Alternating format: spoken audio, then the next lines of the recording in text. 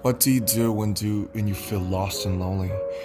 What do I do when I feel lost and lonely?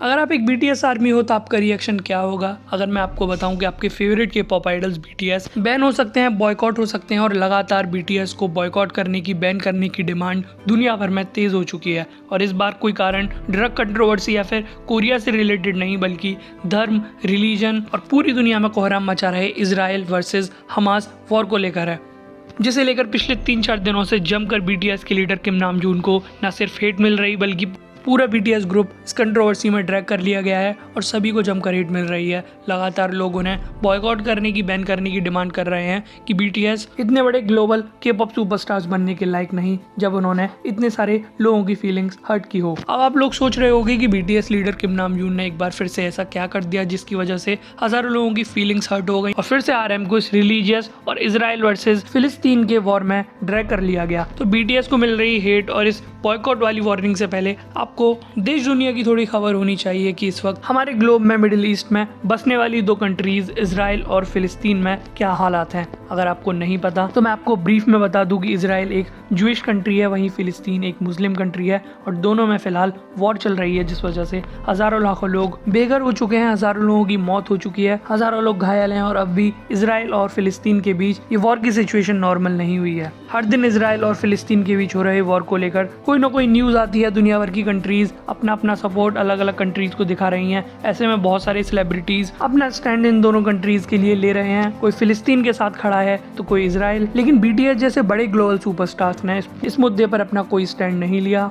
यहाँ तक सब ठीक था कि चलो BTS ने इस मुद्दे पर कोई नहीं बोला, लेकिन अभी 4 दिन पहले ही दुनिया के सबसे बड़े ब्लॉकबस्टर शो माने जाने वाले फ्रेंड्स के एक main actor Matthew Perry 54 years की एज में इस दुनिया को अलविदा कहकर चले गए, यानी उनकी डेथ हो गई। मैथ्यू पेरी ने फ्रेंड्स सीरियल में शैंडलर का एक इंपॉर्टेंट कैरेक्टर निभाया था जो आज तक लोगों के जहन में है। ये बहुत सारे लोगों का फेवरेट कैरेक्टर माना जाता है, न सिर्फ हम जैसे आम लोग बल्कि BTS लीडर किम नामजून का भी शैंडलर का ये कैरेक्टर फेवरेट था और मैथ्यू पेरी उनके one of the favourite actor थे। और जैसे ही मैथ्यू पेरी की डेथ की खबर कंफर्म हुई, दुनिया भर में शोक का माहौल छा गया। सभी अपना अपना कंडोलेंस मैथ्यू पेरी के लिए भेजने लगे और तभी BTS लीडर किम नामजून ने भी अपने इंस्टाग्राम पर मैथ्यू पेरी के लिए एक कंडोलेंस पोस्ट किया और अपनी फीलिंग्स मैथ्यू पेरी के लिए बताई। क्योंकि कई बार कई इंटरव्यूज में RM ने ये बात खुद रिवील की है कि फ्रेंड्स उनका इंग्लिश पेरेंट है, यानी कि RM ने जितनी भी इंग्लिश सीखी है वो सिर्फ फ्रेंड्स देख कर सीखी है और बचपन से ही उनकी बहुत सारी यादें फ्रेंड्स के साथ जुड़ी हुई थी और मैथ्यू पेरी उनके फेवरेट एक्टर थे। और जैसे ही RM ने ये पोस्ट की, फिर क्या था, एक बार फिर से RM को एक बड़ी कंट्रोवर्सी में घसीट लिया गया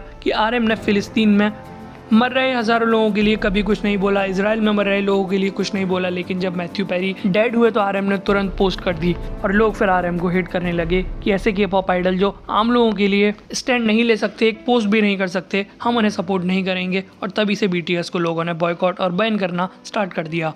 लेकिन आर्मी, मैं आपको बता दूं कि किसी सेलिब्रिटी की डेथ पर पोस्ट करना और इतने बड़े रिलीजियस और पॉलिटिकल वॉर में किसी एक कंट्री को सपोर्ट करना बहुत बड़ा अंतर है। आई नो कि दोनों कंट्रीज के हर रोज हजारों लोग मर रहे हैं, हजारों लोग घायल हो रहे हैं, लेकिन जब भी कोई सेलिब्रिटी किसी एक कंट्री को सपोर्ट करेगा तो वो किसी न किसी कंट्रोवर्सी में आएगा, लोगों से ट्रोल करेंगे। और क्योंकि इजराइल और हमास का वॉर पॉलिटिकल है, रिलीजियस है, इसीलिए बहुत सारे सेलिब्रिटीज अपना स्टैंड लेने से या इस मुद्दे पर कुछ भी बोलने से बचना चाहते हैं या फिर खुद को रोक रहे हैं ताकि किसी भी तरह की अननेसेसरी कंट्रोवर्सी ना हो। और शायद RM या फिर BTS मेंबर्स ने इसीलिए इस मुद्दे पर अपना कोई भी ओपिनियन नहीं दिया है। लेकिन क्योंकि मैथ्यू पेरी के साथ RM की बचपन की यादें जुड़ी हुई हैं तो उन्होंने उनके लिए एक पोस्ट कर दिया। तो हमें इस कंट्रोवर्सी को इजराइल और हमास के साथ नहीं जोड़ना चाहिए। ऐसे बहुत सारे सेलिब्रिटीज और भी हैं जिन्होंने अभी तक इस पर कोई ओपिनियन नहीं दिया है। तो क्या हम सबको बॉयकॉट और बैन करना स्टार्ट कर देंगे? ये उनका पर्सनल डिसीजन है कि वो किस मुद्दे पर बोलना चाहते हैं, किस पर नहीं।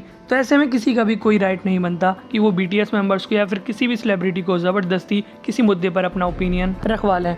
ये पहली बार नहीं है जब RM को इस तरह की रिलीजियस हेट का सामना करना पड़ा है। इससे पहले भी मुस्लिम को लेकर कंट्रोवर्सी हुई थी, तब भी RM को कुछ इसी तरह की हेट का सामना करना पड़ा था। ये कंट्रोवर्सी इतनी बड़ी कि RM को खुद लाइव में इस पूरे मुद्दे को लेकर एक्सप्लेनेशन देना पड़ा और अब एक बार फिर से इसी तरह की कंट्रोवर्सी RM फेस कर रहे हैं और उम्मीद है इसे लेकर भी RM कुछ ना कुछ ज़रूर बोलेंगे ताकि लोगों के बीच मिसअंडरस्टैंडिंग दूर हो सके। ये तो था मेरा ओपिनियन, लेकिन आप सब लोग इस पूरे मुद्दे को लेकर क्या सोचते हो, अपनी अपनी राय कमेंट सेक्शन में ज़रूर बताना। तो इसी के साथ ख़त्म करते हैं वीडियो को। उम्मीद करता हूँ आपको ये वीडियो पसंद आई होगी। आगे इस तरह की और भी वीडियोस को देखने के लिए चैनल को सब्सक्राइब करना और बेल आइकॉन दबाना मत भूलना। Thanks for watching.